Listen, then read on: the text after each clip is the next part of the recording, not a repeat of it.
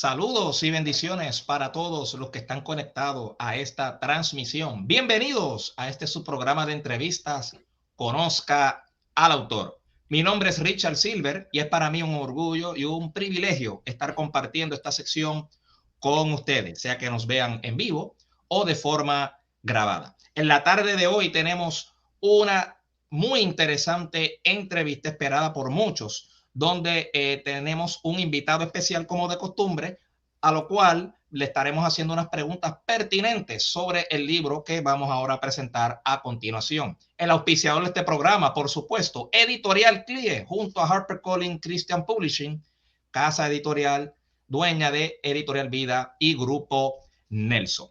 Y sin más preámbulos, les presento aquí al autor del libro 95 tesis para la nueva generación, a Lucas Magnin. Adelante, Lucas. Hola Richard, Saludos. ¿cómo estás? Qué placer y qué gusto saludarte. Gracias por esta invitación. Oh, gracias a ti por aceptarla y el honor es nuestro, Lucas, tenerte a ti, un talento joven que de verdad es inspiración a miles de personas con los temas que tú manejas en tus libros y es para nosotros un gusto tenerte aquí con nosotros. Lucas, ¿qué has estado haciendo últimamente? ¿A qué te dedicas? ¿Quién es Lucas Magnin? ¿Quién es Lucas Magnin? ¿De Sobre dónde es todas las Lucas? cosas, quiero negar absolutamente los rumores de que soy un reptiliano. No soy ningún tipo de reptiliano, soy un ser humano hecho y derecho. Y bueno, digamos que soy argentino, estoy casado con Almendra y desde hace un par de meses estamos viviendo en el sur de España. Vinimos con algunos proyectos en cuanto a los libros, en cuanto a videos y a seguir produciendo contenido y cuestiones artísticas también. Soy una persona muy inquieta, he estudiado un par de cosas, primero estudié comunicación, después estudié literatura, letras modernas y lo último que he estudiado es una maestría en teología. Estoy ahora efectivamente presentando este librito del que ya vamos a estar hablando, que es 95 tesis para la nueva generación, pero antes de este también publiqué otro libro con Editorial CLIE, que se llama La rebelión de los santos, cristianismo y posmodernidad, y antes había publicado también otros libros. Soy músico también, aunque hace un tiempo que no estoy haciendo canciones ni conciertos, ¿Eres pero músico? ¿Y qué tocas? ¿Guitarra? sobre todo ¿Piano? toco la guitarra, sí. Me doy un poquito de maña con el bajo, con las Excelente. teclas, la batería, pero sobre todo guitarra. Ahora hace un tiempo que no estoy dando conciertos, pero para los que quieran investigar un poquito, mis canciones están en YouTube, están en Spotify también, mis discos, así que los pueden escuchar por ahí. Y bueno, como verás, soy una persona inquieta. Y tienes canal de YouTube que te pueden buscar por ahí, ¿no? Así es, sí, sí. En el canal de YouTube Excelente. intento ir subiendo contenido, también en las redes. Bueno, hay que mantenerse en movimiento. Claro que sí, claro que sí. Y bueno, en lo que se siguen conectando personas, le damos la bienvenida. Ya hay personas saludándonos aquí en el chat. Le queremos decir a los amigos que pueden dejar sus preguntas, sus comentarios. Van a haber enlaces con el URL o la página web de CLIE, donde ustedes pueden descargar, por supuesto, también un obsequio por motivo de usted estar aquí conectado con nosotros viendo esta entrevista. Así que mientras se conectan más amigos, señor director, pase el video para ver de qué trata la entrevista de hoy.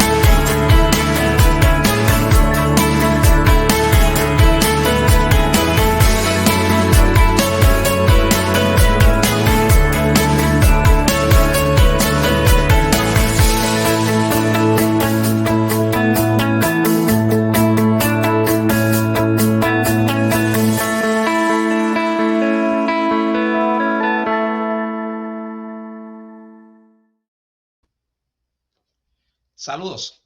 Nuevamente aquí en vivo con ustedes.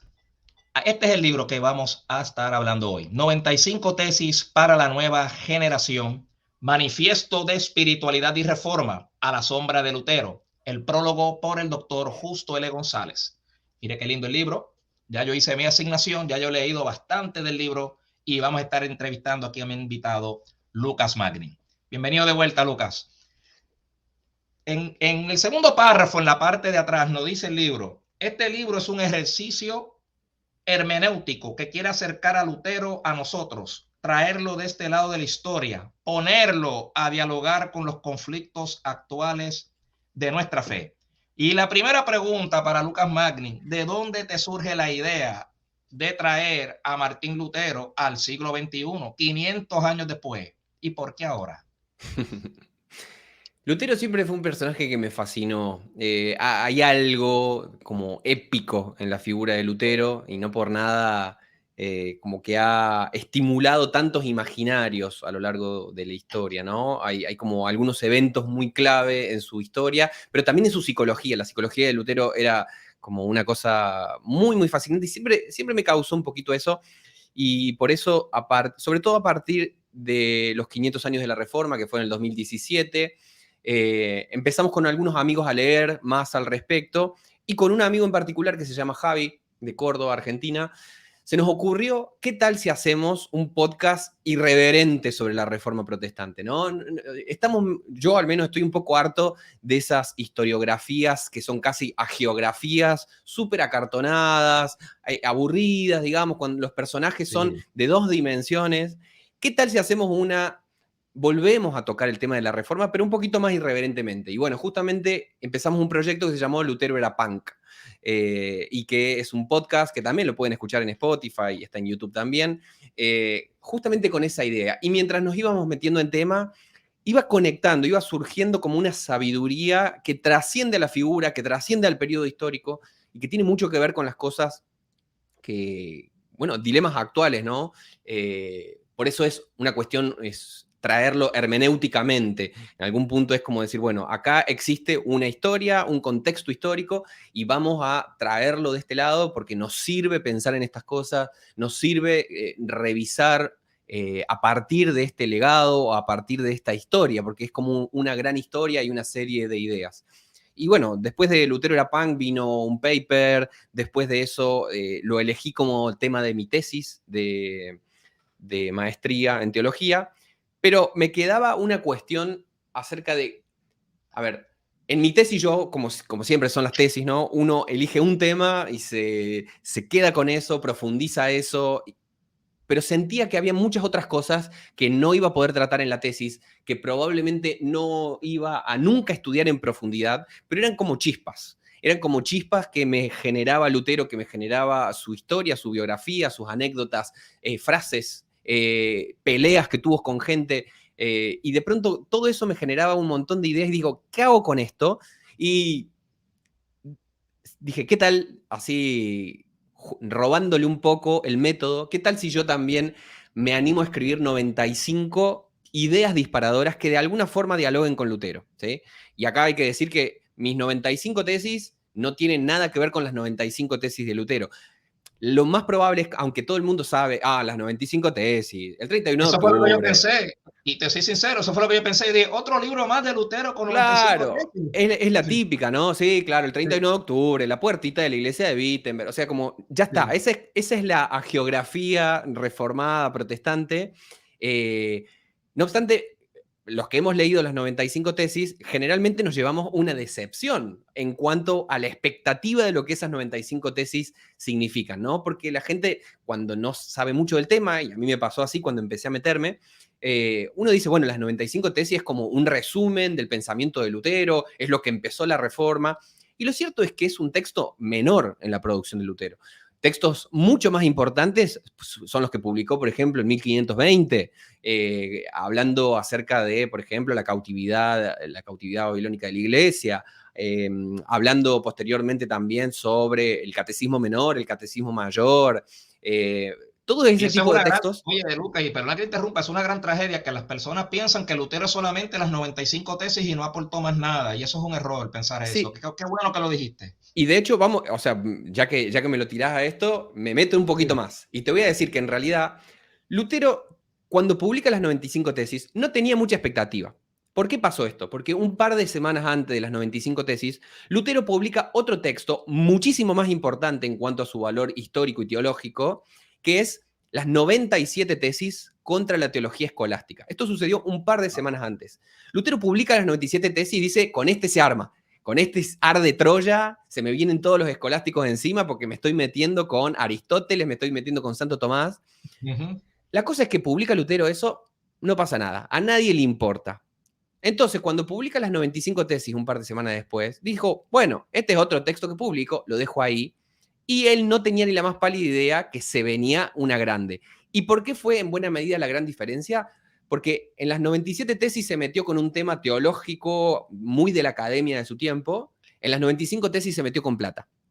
Y cuando se metió con plata, saltó todo el mundo, ¿no? Porque había un montón de... bolsillo al Papa. Sí, o sea, y no solamente el bolsillo del Papa, sino el bolsillo de los señores alemanes que querían independizarse del Papa y que por eso, de alguna manera, usaron las tesis de Lutero para sus propias reivindicaciones territoriales y políticas. Entonces, es muy interesante como meterse en esos vericuetos, como para desmitificar quizás la idea que tenemos sobre las 95 tesis. Y definitivamente mi libro, lo único que tiene en común con esas 95 tesis es que Lutero es un personaje que da vueltas, y que son 95 ideas, ¿no? Pero en tus 95 ideas, en cada capítulo, tú siempre nos das un dato biográfico de Lutero y cierras esa tesis con algo tuyo, lo cual a mí wow, genial. Entonces la pregunta es, ¿cuánto tiempo te tomó desarrollar estas 95 tesis? Yo sé que escribiste cuando comenzó la pandemia, pero algunos pensamientos que tú tienes aquí, eso debió haberte tomado semanas poder ponerlos en pluma porque estás dejando tu corazón y eso es lo que yo pude sustraer de mi lectura. Sí, o sea, imagínate cuando se me ocurrió, digo, ¿qué tal si escribo 95 tesis? O sea, no solamente 95 frases, porque esos son las originales de Lutero, son 95 frases. Mi intención no era escribir solamente una frase, sino una frase seguida por un ensayo. Y que ese ensayo de alguna forma tocara algo de la biografía o del pensamiento de Lutero, pero que además tocara algún tema de nuestra propia realidad, de nuestro propio contexto. Cuando me puse a pensar en eso, dije, no, ¿cómo se me ocurre? O sea, ¿quién se le ocurre escribir 95 ensayos? O sea, estoy de la nuca, estoy de la cabeza. Nunca voy a poder escribir 95 ensayos. Y después un solo libro. Sí, definitivamente. Entonces, o sea, fue como un gran desafío, pero me mantuvo en movimiento durante tiempo. Con decirte eso, que empecé a juntar ideas al respecto ya desde el 2016, 2017, empecé a juntar ideas y el libro lo terminé de escribir en el 2021. Así que fueron muchos años de juntar ideas, ¿no? Entonces estaba charlando con un amigo y de pronto se me prendió una lamparita y me acordaba algo que dijo Lutero y digo, claro, esto que dijo Lutero tiene sentido para esta pregunta que me está tirando mi amigo. Entonces, de esa forma como que fui tendiendo puentes y así fui de a una, ¿no? De a una y fue por momentos angustiante. Dije, nunca voy a llegar a estas 95, me puse una meta muy estúpida, nunca la voy a realizar. Pero bueno, con paciencia, con mucha determinación, con la paciencia de mi esposa también, que me estuvo bancando en todo ese proceso, y con la paciencia de mis amigos, que no es un dato menor, porque mis amigos me han estado escuchando meter a Lutero de contrabando en prácticamente toda conversación que tenemos en los últimos años. Me imagino. Y para los amigos que ya alguien me está preguntando qué tipo de género literario es el libro, pero bueno, vamos a mostrarlo. Cada capítulo, porque no lo podemos llamar capítulo, está dividido en sus 95 tesis. Yo marqué en amarillo las que me han llamado la atención. Y aquí usted puede ver, aquí en vivo y en directo, las 95 tesis divididas. Yo no voy a leer las 95 tesis en este programa, para eso usted tiene que adquirir el libro, por supuesto, y el tiempo no nos daría. Pero Luca, a mí me gusta en especial la 3, la 4 y la 5. Especialmente esa tesis número 4, porque es algo que quizás yo he vivido por comentarios que me han hecho en este caminar, ¿verdad? Como cristiano, como creyente que soy. Donde dice esa tesis 4, la gente con miedo hace daño a otros, convencida de hacer lo correcto. Y en esa página, que es la página número 34, tú comentas, algunos creyentes están prestos a prender fuego a cualquiera que ose revisar algún dato de su fe. Y más adelante dice en la 35, el instinto de preservación nos pone a la defensiva frente a todo aquello que parezca atentar contra nuestra supervivencia. Yo me imagino que eso mismo fue lo que sintieron los monjes cuando vieron esas 95 tesis colgando en la puerta de Wittenberg. Pero Sí. así también somos nosotros cuando pensamos que estamos dándole un buen consejo a un amigo, pero en verdad quizás no estamos haciendo lo correcto para esa persona. ¿Qué tú propones con estas 95 tesis? ¿Hablarle a cada cristiano en lo individual o a las organizaciones religiosas en general? ¿O a ambas? Creo Pregunta que difícil, te la segunda y discúlpame. sí, no, está perfecto, está perfecto. En este libro me he metido con todas las vacas sagradas que se me ocurrieron. Sí.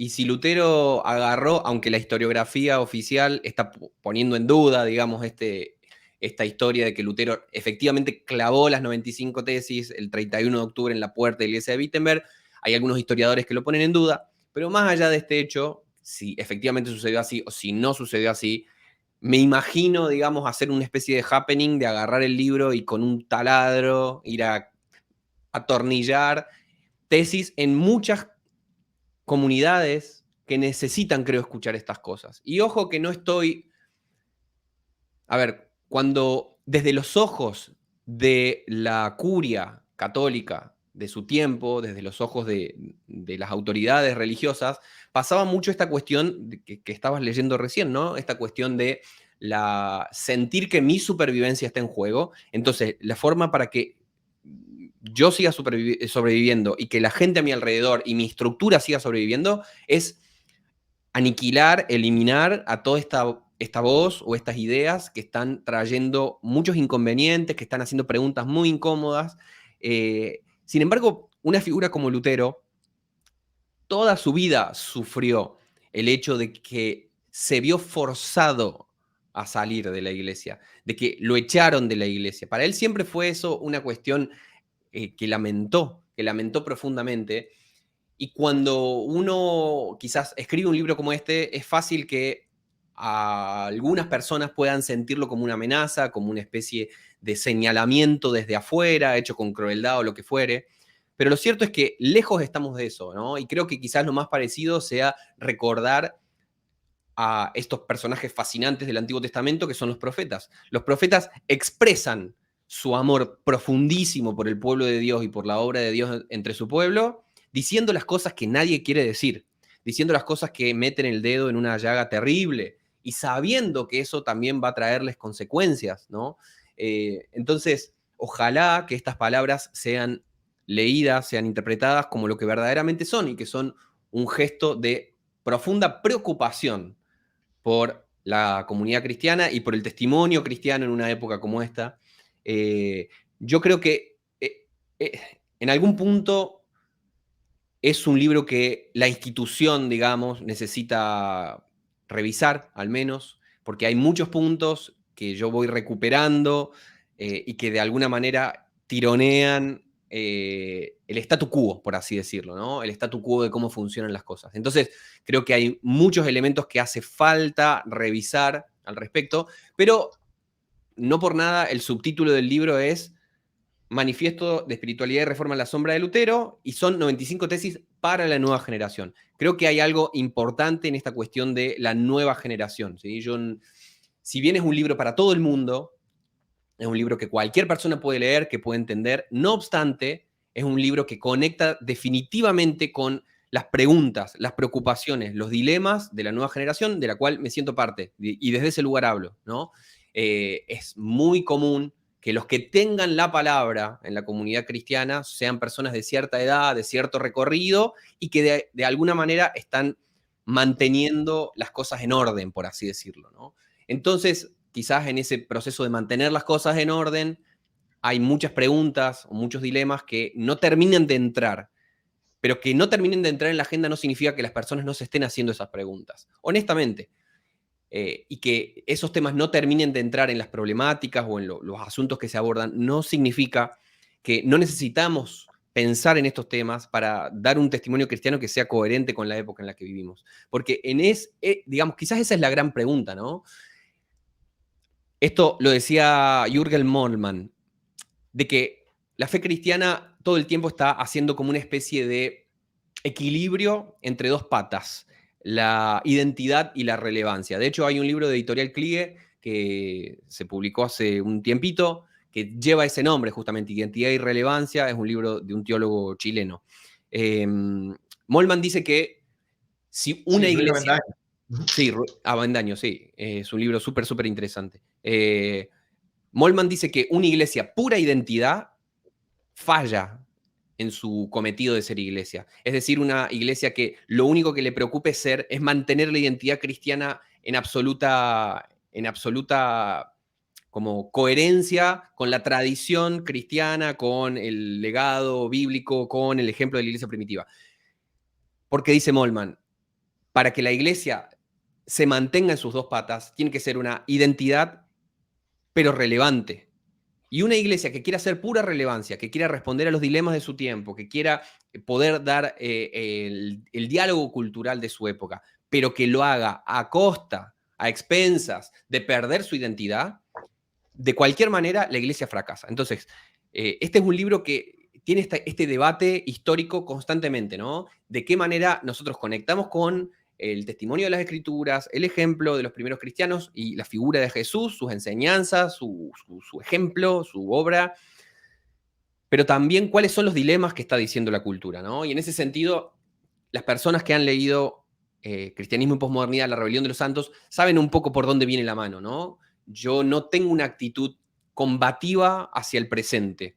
No digo, para que la iglesia sea iglesia, necesita viajar al pasado, vivir en el pasado. No, digamos, la iglesia siempre va a vivir en el continuo presente, igual que el resto de los seres humanos, y como tal tiene que dar un diálogo en el cual pueda ser relevante su voz, pueda ser pertinente para los dilemas, para las preguntas de época, pero al mismo tiempo eso no tiene que pasar perdiendo su identidad intrínsecamente cristiana. Lutero para mí es como un interlocutor en este libro, ¿sí? Yo tengo preguntas, tengo dilemas y creo que Lutero en su propia producción teológica, en su propia historia, en sus aciertos y en sus errores, creo que aporta muchas cosas interesantes para poder dar este debate, ¿no? Sí, y uno de los datos que tú brindas en tu elaboración de tus 95 tesis, también tú nos brindas unos datos que bajan a Lutero del pedestal. Tú nos presentas a Lutero a veces que se enoja, que se peleó con sus amigos, que sus amigos, y esos son datos históricos, ¿no? Pero pasan desapercibidos. Eh, que era que había que hacer las cosas a su forma o mejor no se hacía nada, que era, bueno, en una de tus capítulos tú dijiste que Lutero era hasta déspota. Sí, Lutero era un déspota con sus amigos. Sí, sí.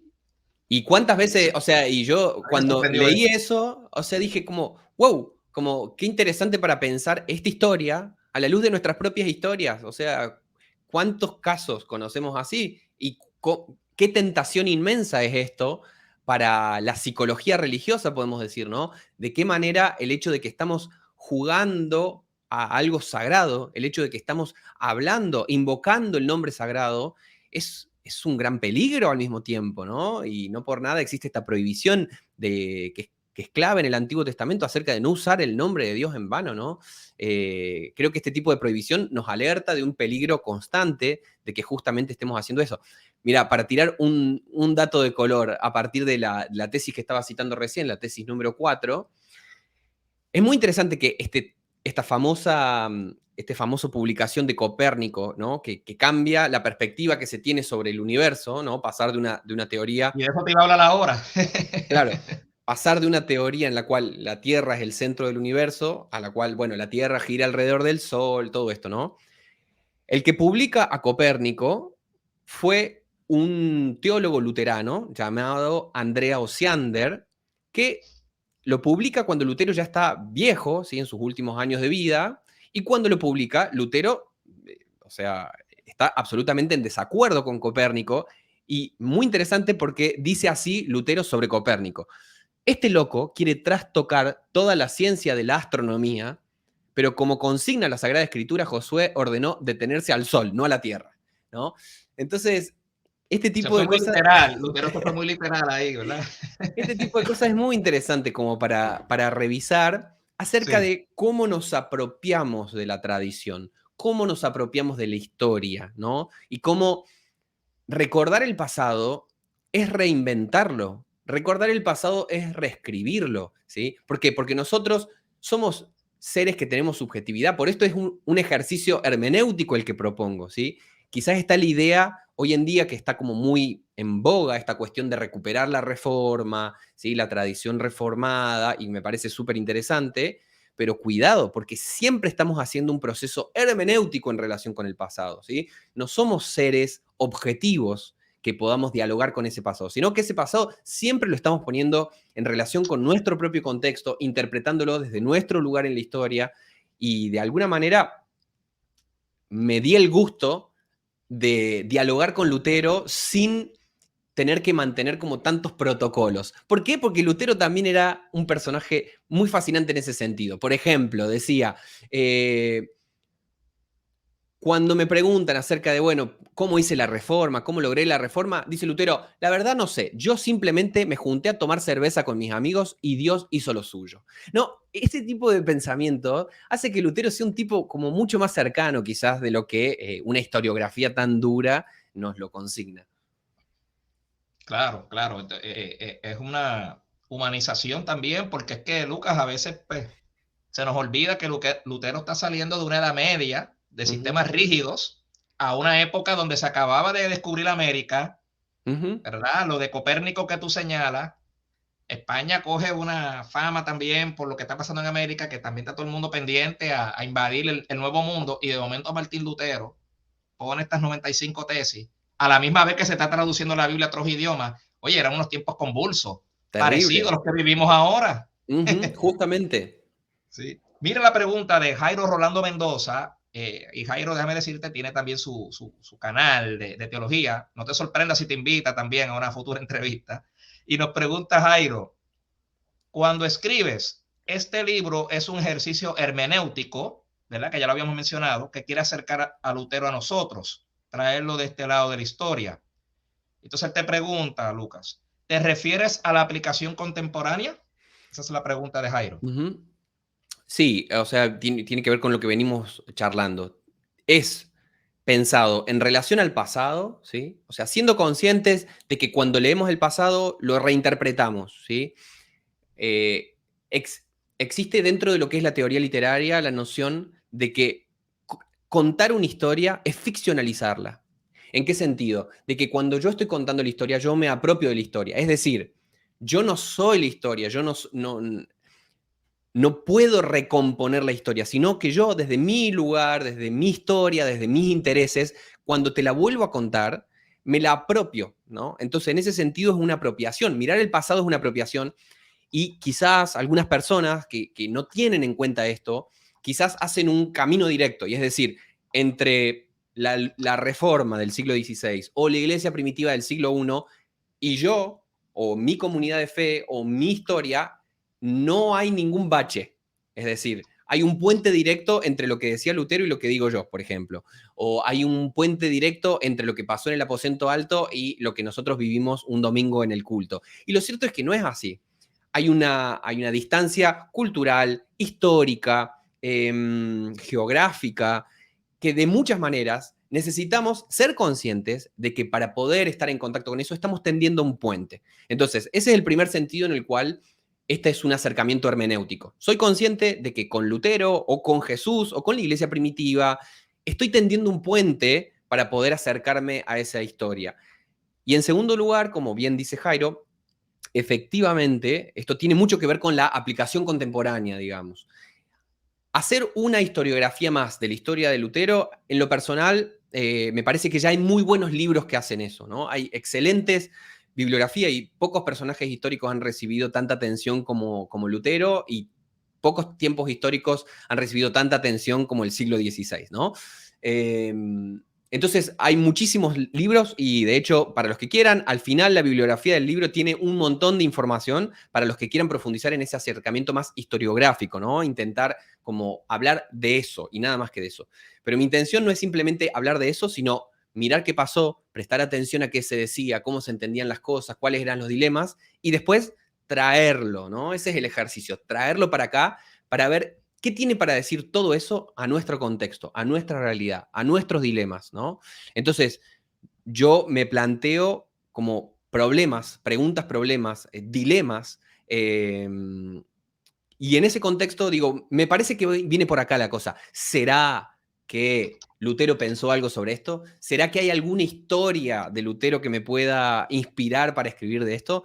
Por eso mi acercamiento es un acercamiento muy, muy desde la creatividad, ¿no? No intento en este libro ser académicamente plausible, no intento tener un acercamiento rígido, sino un poco lúdico, ¿sí? Como decir, me gusta esta frase de Lutero y quiero construir un ensayo a partir de esto. Me gusta esta anécdota, esta frase que dijo en este contexto, este elemento de su teología. Bueno, a ver cómo dialoga esto con los problemas que me preocupan a mí y que preocupan a la iglesia en general y en particular a las nuevas generaciones. Excelente. Ya hay varias preguntas, Lucas, y esta pregunta creo que es un poco fuerte, pero quizás sea necesaria por si acaso ha habido algún malentendido o la persona entró tarde a la transmisión. Y muchas gracias a Marta Flores por la pregunta. Ella nos pregunta, entonces, Lucas Magnin, ¿quiere decir que la gente adulta que mantiene en orden la iglesia estorba la expresión actual de los jóvenes cristianos? Ese no es el verbo que yo usé. Es un verbo muy cargado negativamente, decir estorba. Lo cierto es que las nuevas generaciones, al igual que las generaciones anteriores, tienen preguntas, tienen dilemas que no siempre son los mismos, ¿no? Entonces, eh, generalmente lo que suele pasar es que las personas que no poseen la palabra o que no tienen la capacidad de generar algunos debates, o callan esas preguntas y se las guardan hasta que eventualmente desaparecen o siguen estando ahí y viven con esa disociación entre esas ideas, esas preguntas, esos dolores y el espacio que está comunitario, o cuando ya llega un punto de crisis tan grande, si no se abren estos espacios para charlar en las comunidades, lo que suele pasar es que las personas emigran, se exilian de la comunidad cristiana. Justamente escribí sobre eso en una nota que publiqué la semana pasada en torno a la muerte de Ulises Echeravide, el cantante de Rescate que falleció hace unos días. Sí. Porque es un fenómeno muy grande, muy importante y que no podemos hacer como si no estuviera pasando, que es el fenómeno de los exvangélicos, los desiglesiados. Esto es algo que está pasando mucho en las generaciones más jóvenes. Entonces, podemos hacer como que no pasa y que los que se van tienen la culpa de irse, o podemos hacer un acto de autocrítica y decir, a ver, ¿qué está pasando? ¿Por qué está sucediendo esto? Y creo que parte de hacer esa autocrítica es abrir el micrófono, ¿sí? A ver, ¿cuáles son las preguntas? ¿Cuáles son los dilemas? Y acercarnos con humildad, los jóvenes y los más grandes, a las escrituras, a la riqueza que existe dentro de la tradición cristiana, a la búsqueda de Dios y de su espíritu, para que nos guíe a todos a la verdad, porque nos va a guiar a todos a la verdad, ¿no? Pero es un verbo como ese, estorba, es muy fuerte, y es pensar que la existencia de preguntas o de necesidades es en sí misma problemática para la institución, ¿sí? Y justamente creo que cuando se plantea como esta lógica de es esto o esto, raramente termina bien, ¿no? Creo que lo que ayuda a que tendamos puentes es que nos escuchemos, ¿sí? Que nos escuchemos, que le preguntemos a la otra persona, ¿qué te está preocupando? ¿Cuál es tu dilema? Quizás yo no tengo la respuesta, y lo más probable es que yo no tenga la respuesta. Pero cuando yo habilito la pregunta, le abro a la posibilidad al otro de que también se conecte con lo que está pasando, ¿sí? Es como, no sé, me gusta pensar como, si vos me estás haciendo preguntas a mí, es porque estás interesado en lo que yo estoy diciendo, ¿no? Si vos no estuvieras interesado, si te diera lo mismo lo que yo digo, vos me vas a decir, ajá, sí, sí, muy bien, copado. Y ahí no hay conexión, ¿no? Entonces la pregunta es incómoda muchas veces, pero la pregunta es una forma de expresar interés también. Entonces, en este libro tengo muchas preguntas. Y las largo como uno larga una botella al océano, ¿no? Uno nunca sabe quién la va a estar escuchando o encontrando o diciendo, esta era también mi pregunta. Y no todas las preguntas tú las logras responder, sino que es eso mismo que tú dices, una autoevaluación, una autocrítica. Y te comento, Lucas, que aunque tu subtítulo dice que es para la nueva generación, yo tengo 47 años. Tú me estás hablando en estas 95 tesis, tú me has puesto a pensar, acabas de decir, abrir el micrófono a la gente, cuántas personas se van, y nunca nos dimos la oportunidad de conocerlo, de escucharlo. Esa persona nunca tuvo la oportunidad de colgar sus 95 tesis en mi pecho y decirme, mira, Richard, este es mi problema, esta es mi incomodidad. No lo podrías haber dicho mejor. Creo que diste, ¿cómo le llama? En el bullseye, en el tiro al blanco, ¿no? Con el, y te lo digo, en alguna de tus tesis juntaste dos para hilvanar el pensamiento. ¿Por qué uniste dos tesis y escribiste sobre dos juntas y no las separaste? Porque no es falta de palabra, pero me resultó... No.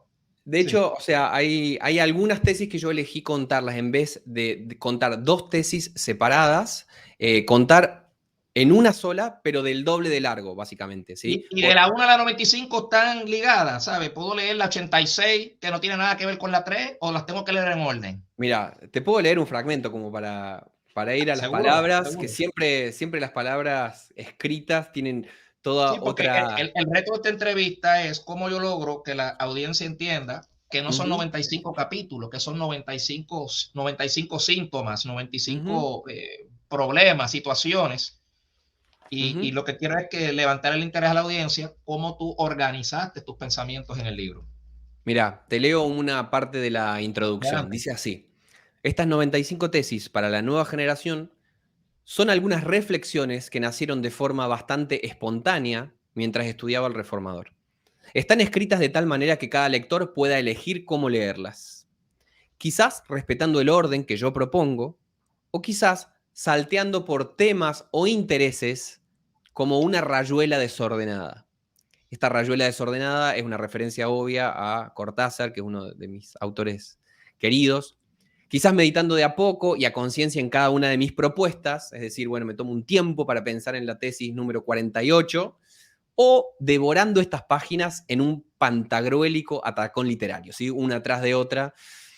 Para sacar mayor provecho de las conexiones y las implicaciones de estas ideas, en algunas ocasiones desarrollé dos tesis en un mismo ensayo.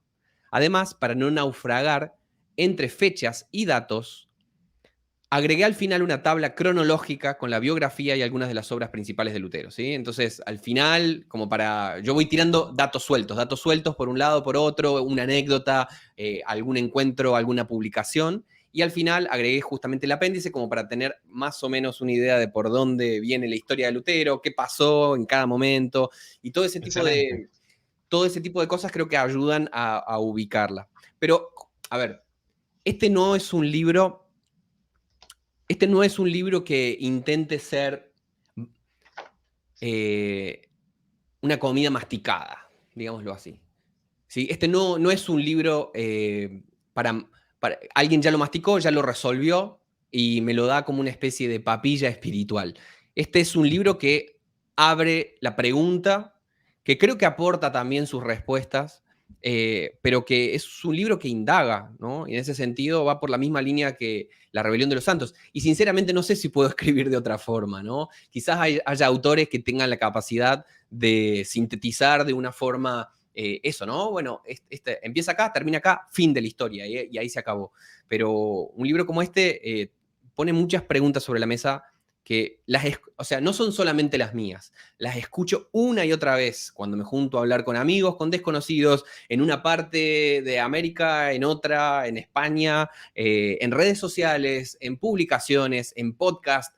Son las preguntas que atormentan a esta generación que quiere seguir a Jesús, que está cautivada por el Evangelio, pero que de alguna manera tiene que hacerse cargo de esa historia, encontrar respuesta a esas preguntas, porque si no las encuentra, va a vivir en una disociación hasta que la cabeza diga, basta, yo no aguanto más. Excelente, Lucas. De verdad que, wow, yo les recomiendo a ustedes en sus casas, en sus iglesias, que obtengan este libro, no porque yo sea un vendedor y estoy haciendo aquí un ejercicio de venta, no. Es que el libro de verdad nos hace reflexionar en lo que está pasando en nuestras comunidades de fe y la juventud que se cría ahora, Lucas, yo no sé si tú estás de acuerdo, ya no acepta muchas cosas porque fulano se las dijo, quiere respuestas, Sí, quiere sí. sentarse a dialogar. Y precisamente este libro, ese intento, ese ejercicio para hacerlo. Lucas, otra pregunta. Para uno poder manejar este libro, hay que leerse el primero tuyo, La Rebelión de los Santos, porque ese primer libro también tuyo es muy bueno. ¿O son totalmente independientes en tu pensamiento? A ver, en un sentido bien específico, son totalmente independientes. Uno puede leer uno Muy o bien. leer el otro y va a entenderlos perfectamente cada uno, porque me gusta dar las herramientas para que las personas puedan entenderlo, digamos, y si no saben algo, que lo aprendan mientras van leyendo, ¿no? Pero, como pensando en un sentido como más general de mi pensamiento, de mi producción, sí es cierto que en La Rebelión de los Santos me tomo más tiempo para elaborar cuestiones epistemológicas, digámoslo así, ¿no? Cuestiones como de forma de entender el mundo, en qué época estamos, cómo entiendo la época, cómo entiendo el debate teológico, cómo entiendo nuestro acercamiento a las escrituras, a la historia de la iglesia, etc. Y este libro construye sobre esa base, ¿no? Entonces, uno puede leer este libro y entenderlo perfectamente, pero quizás en La Rebelión de los Santos me tomé el tiempo de poner como una base que creo que tiene que ver como con mi acercamiento al tema, que obviamente hay otros acercamientos y otras formas de plantear estos problemas, pero sí, son completamente diferentes y también quizás para, algo que pensé para este libro, en la Rebelión de los Santos, era un poco más extenso. Son 24 capítulos también sobre temas muy diferentes, pero son capítulos más extensos que tienen otra elaboración, otra... Para este dije, quiero hacer capítulos así, digamos, que tengan como la instantaneidad que tiene la comunicación hoy en día, que tengan el impacto, ¿no? Y que cada uno te presente un tema, un dilema, alguna referencia a Lutero, algún texto bíblico y una aplicación. Entonces, como la idea es que uno pueda elaborar en cada uno de estos ensayos como si fuera una especie de golpe. Cada uno es un golpe, cada uno propone una cosa y uno pasa de página y se mete con otra, ¿no? Entonces creo que esto, de alguna manera, ha sido un intento de ponerlo en el tipo de lenguaje que creo que nuestra época puede entender, ¿no? Son muy valiosos y son muy necesarias aquellas elaboraciones de la fe que son extensas, que son sistemáticas, una teología sistemática, por ejemplo, una dogmática, por ejemplo, pero creo que parte de nuestro tema de época es la fugacidad, ¿no? Tenemos una atención muy reducida y el tema es cómo hacemos con esa atención reducida para poner en movimiento nuestras neuronas, para poner en movimiento nuestra voluntad en la búsqueda del seguimiento de Jesús, ¿no? Excelente. Siempre hay una pregunta que nos hacen los amigos. No encuentro el libro, ¿dónde lo consigo? ¿Cómo lo compro? El libro salió recientemente, llega, por supuesto, a unos países antes que otros por las cuestiones de aduana, va por barco, por avión. La librería, pues unos piden primero que otros piden después, diferentes cosas que no quiero aburrir a Lucas aquí con eso. Pero como yo siempre digo, si usted va a su librería y no tienen el libro, procura el gerente, pregúntale, ¿cuándo llega? Ya lo pidió, yo lo quiero, sepárelo porque definitivamente es algo que usted necesita. Me están diciendo por aquí que hay otra pregunta interesante. Adelante, ponla ahí. Mira, Marta vuelve y nos pregunta, creo que es una buena pregunta también. Quiero entender que el libro de Lucas Magnin establece un puente entre la teoría y la aplicación práctica de los principios de fe cristiana. Bueno, gracias de ¿Crees que vuelta sí? por la pregunta, Marta. Efectivamente, este es un libro que se debate entre la teoría y la praxis, ¿no? Lo que se suele hablar de la ortopraxis, es decir, las ideas, pero cómo esas ideas, digamos, cambian nuestra forma de actuar. Y quizás puedo leer un fragmentito que tiene que ver con esto, y que es uno de los primeros capítulos, ¿no? A ver dónde está. Es la tesis número 4, 5. Acá, la tesis número 5. Sí, esta es Leo muy un buena también. fragmento. La tesis se llama Las ideas tienen consecuencias, por eso conviene revisar muy bien lo que pensamos y creemos. Y voy a agarrar simplemente unos fragmentos, no la voy a leer completa. C.S. Lewis dijo que podemos pasarnos la vida sin prestarle atención a las ideas teológicas, ignorando esa dimensión de la realidad. Pero eso no significa que no tengamos ninguna posición tomada sobre el tema. Más bien, significa que tenemos un gran número de ideas equivocadas. Ideas malas, mutiladas y obsoletas. Porque gran número de las ideas que en cuanto a Dios se hallan en boga en nuestra época son simplemente las que los verdaderos teólogos estudiaron hace siglos y las descartaron. Nuestras ideas teológicas no son abstracciones intrascendentes que tiñen de un color u otro nuestra fe. No son un mero telón de fondo de la verdadera vida cristiana. Las ideas filosóficas y religiosas son peligrosas, dice Chesterton, tan peligrosas como el fuego, y nada puede apartar de ellas esa belleza que les confiere el peligro. Pero solo hay un modo de cuidarnos de su peligro excesivo, y es penetrar en la filosofía y empaparnos de religión. Revisar, deconstruir, meditar y filtrar nuestras ideas sobre Dios y el mundo debería ser uno de los primeros pasos para la reforma de nuestra espiritualidad cristiana. No es un trabajo destinado a los intelectuales con poca fe. No es una distracción de la verdadera espiritualidad. Como dijo Richard Weaver hace algunas décadas, las ideas tienen consecuencias.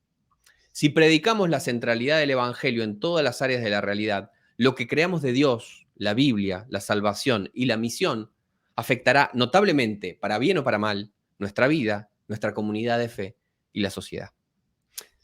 Quizás dentro de la tradición evangélica se ha enfatizado mucho una diferencia entre el pensamiento teológico y la vida práctica. Esto lo entendemos, y de hecho yo en una de las tesis lo desarrollo, ¿no? Esto fue una reacción que sucede a fines del siglo XIX y principios del XX entre las iglesias de un corte más conservador que querían rechazar la teología liberal. La teología liberal se había vuelto una cuestión muy de la academia, un academicismo con un corazón frío, se decía, ¿no? Había una mente muy caliente y el corazón se había enfriado, ¿no? Entonces, como una reacción, se cargaron las tintas diciendo, no, la teología hay que dejarla de lado, nosotros no queremos saber nada sobre eso, nosotros simplemente queremos vivir la vida cristiana. Y se creó como esa disociación, ¿no? Y de hecho hay algunos creyentes que yo he escuchado de una u otra forma decir que no quieren hacer teología, quieren vivir la vida cristiana. Y lo cierto es que esa idea es teología. ¿Sí? Esa misma idea es una idea teológica, porque tiene ciertas comprensiones sobre quién es Dios, sobre cómo se lo conoce, sobre para qué está la fe cristiana y cómo se vive. Entonces, ser conscientes de que las ideas tienen consecuencias va a hacer que nos tomemos el tiempo de revisar qué estamos pensando sobre las cosas, porque no es que nuestra vida cristiana simplemente es una bajada directa del Espíritu Santo o de lo que leemos en las Escrituras, no, tenemos un montón de ideas al respecto, sea que las aceptemos o no las aceptemos, pero si nos tomamos el tiempo de pensarlas, podemos hacer algo con eso. Podemos, como dice Pablo en Romanos 12, renovar nuestro entendimiento, ¿no? Replantearnos por qué estamos pensando las cosas de cierta forma. ¿De dónde sacamos esa idea, no? ¿Es por nuestra tradición, por lo que aprendimos en nuestra familia? ¿Es algo que recuperamos de algún libro que leímos, que escuchamos suelto en algún sermón? ¿Sí? Plantearnos acerca de las ideas que estamos pensando, creo que va a traer consecuencias muy positivas a nuestra vida cristiana de todos los días. Excelente. Y ya estamos ya rayando el final del programa, Lucas, y te estamos agradecidos por tu tiempo. Sé que estás en España y ya es un poquito tarde allá. De las 95 tesis, te voy a hacer otra pregunta difícil. ¿Tienes una que sea tu favorita? No las de Lutero, de las tuyas. De las mías. O las 95 son igual de buenas todas, pero Mirá, siempre hay una que uno la va a atesorar más. ¿Cuál es? Lo más probable es que las que te digas que me llaman más o que conectan más son las que de alguna forma tengan que ver con los temas que estoy pensando en ese momento, ¿no? Entonces, Claro. eh, puede ser que en 2 años cambies de favorita. Porque es el definitivamente. problema moderno, ¿no? Puede ser que en 2 semanas cambie la favorita, ¿no? Porque tiene que ver justamente con los problemas que me andan cargando el corazón, que me andan cargando la mente. Claro. Y que obviamente, ¿no? Como un escritor, un artista, se suele decir que tiene sus obsesiones, ¿no? Son los temas que vuelven y que vuelven y que vuelven y que vuelven. y de alguna forma en estos temas están presentes cosas que ya he dicho en la Rebelión de los Santos, cosas que he dicho en prédicas, cosas que he dicho en videos, cosas que he dicho en podcast. ¿Por qué? Porque son los temas que están presentes, ¿no? Y que de una u otra forma uno siempre está acercándose a esos temas. Entonces, te puedo decir algo ahora, pero si me preguntás la semana que viene, quizás te digo otra cosa. Claro, claro. Muy bien, muy bien. Bueno, Lucas, muchas gracias. Y a la audiencia que ha estado aquí muy pendiente, veo los comentarios, algunos están diciendo, me tengo que comprar los otros libros de Lucas para leerlos, lo voy a recomendar al seminario.